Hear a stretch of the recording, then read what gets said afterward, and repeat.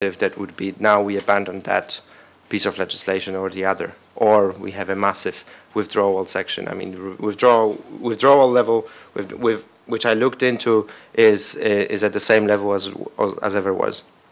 Nothing spectacular there. Can you say something about what the last work program has done in terms of guiding European integration during the past 5 years?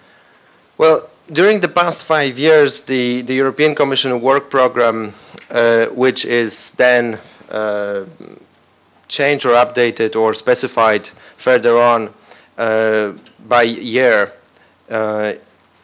has, well, what you have had is the energy policy, broadly defined, which at the later stage, only at a later stage, became a climate change package. And energy unbundling process, but I mean, some ideas were in it already.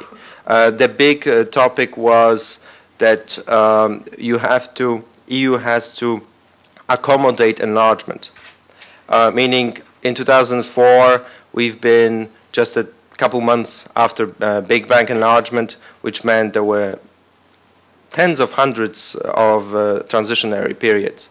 Both in new and old member states. And the idea was to observe it, monitor it, and make sure that, that where necessary, those are shortened. And this is what the Commission has been pursuing. And there are other elements of that work package which are in it. But this is not largely political that would be on the front page of the Financial Times for 5 years. This is a policy document from which you can dig out interesting pieces for you. This is basically a pool to draw from. Now I move to the Lisbon Treaty, which should be over by now, in terms that we should have it in place or reject it, whichever you like. The status quo is that there is 23 ratifications at the moment. Ratifications, what I mean by ratification is that the given country has deposited its documents in Rome, meaning there's nothing else can be done or undone in that given country. Which means also that in 4 other countries we still have something to cover. In Germany, we have the Constitutional Court, the High Court, residing in Karlsruhe, that is supposed to give its ruling sometime this year. A lot of people expected it to be by the end of 2008, then by the end of January 2009. We are approaching the end of January 2009. There was no ruling yet. There will be probably the ruling sometime this year. When exactly, impossible to say. Great. We have an update. They will debate it on February 10th and 11th. Does it mean they will have a ruling on February 12th? I don't really think so. Okay. Thanks a lot. But the Czech Constitutional Court, which actually debated it on particular one day, the following day had the ruling.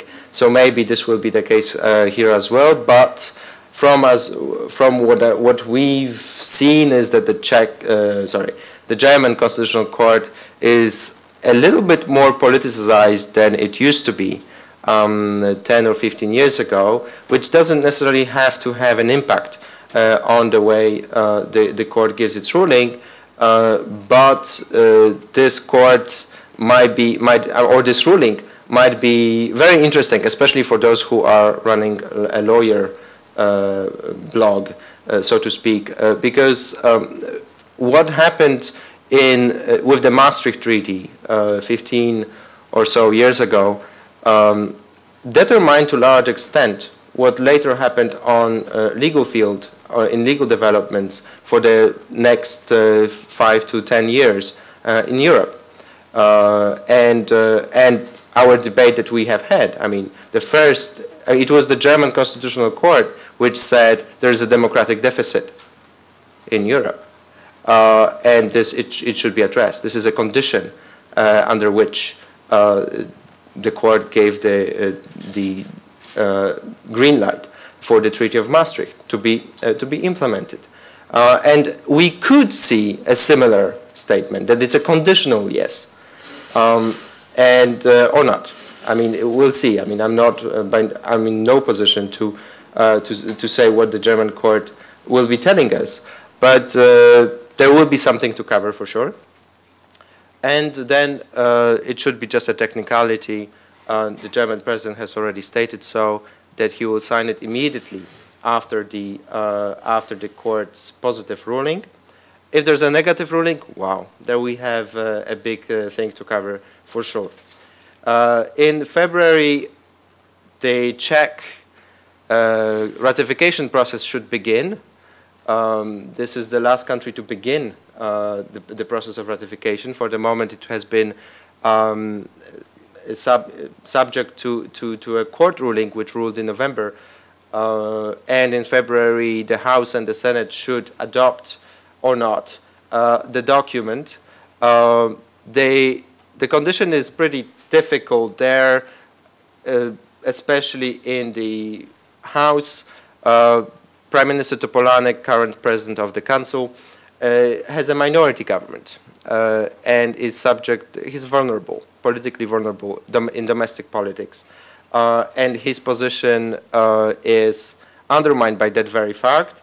What is beneficiary for him is that he keeps the ODS more or less under control, and the opposition, Social Democrats, are largely in favor of the treaty. Therefore, gathering 3/5, which is the requirement in the House, should be doable, but not necessarily without some fight. The same in the Senate, 3/5 is required, and a similar situation. It might be a little bumpy, as the senators are not necessarily always in line with the party position, but hopefully it's positive. If the Senate or the House reject it, it will be the first time since the French Assemblée Nationale rejected the defense plans in the 50s. So that will be a big event for sure. And then, even if it goes smoothly, we have Mr. Klaus, who should sign the document, and he doesn't necessarily want to do so. Now, it may take up to 2 years for him to force him to do it, but of course we don't know. I mean, Mr. Klaus is a very colorful person, and he is probably number 2 right now on the European politic sphere, who contributes largely to the creation of European public debate. Number 1 is, of course, Mr. Sarkozy. But maybe he will change his position. Maybe he will say that once it gets the mandate through the parliament, once it gets the green light from the court, he would reconsider, even though he doesn't like the treaty. Maybe. That remains to be seen. To some extent, similar situation is in Poland, my home country, where the president also keeps the treaty hostage. The parliament has agreed to the treaty back in April, and he says that he will sign it only after the second Irish referendum, which leads us to Ireland. Well, Kaczynski, not me though, I have the same last name, but not necessarily related.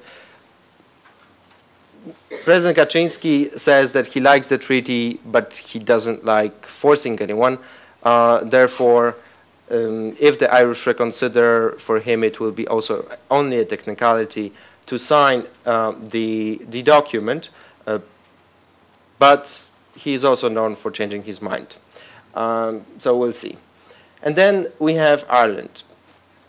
First things first, there are 2 elements here. One is that we still do not know what are the legal instruments as it has been laid out in the Council conclusions back in December 2008, and this will have to be clarified throughout the first half of 2009.